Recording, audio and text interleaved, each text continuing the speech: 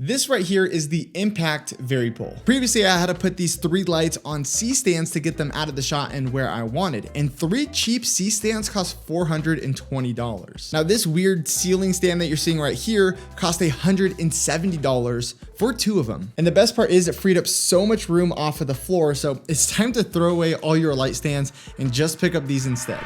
You gotta just press record. Hey guys, my name is Nolan with Think Media. Now here's everything you need to know before buying the Impact Varipole.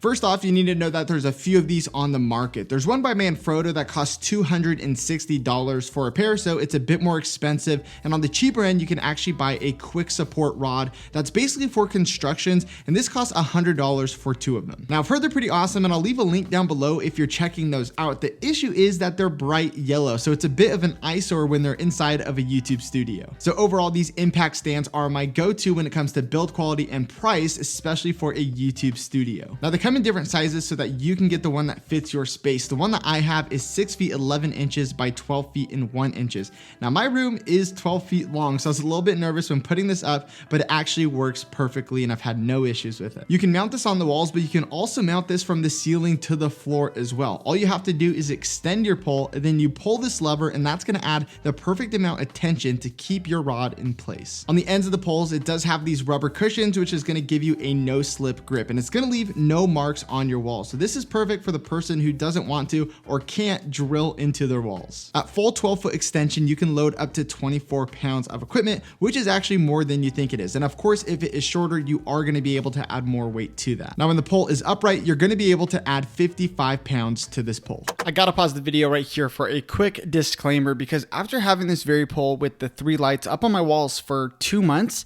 I found out in this manual that they don't really recommend that. Now, they never say not to use them this way, but you can see in this diagram that they recommend using 2 of them upright and then using a crossbar to go from side to side. Now, just keep this in mind, but every YouTuber that I've seen uses these poles the way that I do, and I've had no issues. I would just be careful using a lot of weight on this if you do decide to use it the way that I do. Okay, back to the video. For $20, you can get a super clamp and mount mics, lights, cameras, really whatever you want, making this thing so versatile and one of my favorite pieces of gear in my small YouTube studio. If you want some tips for building a YouTube studio in a small space, then click on the screen and I'll see you guys in the next video.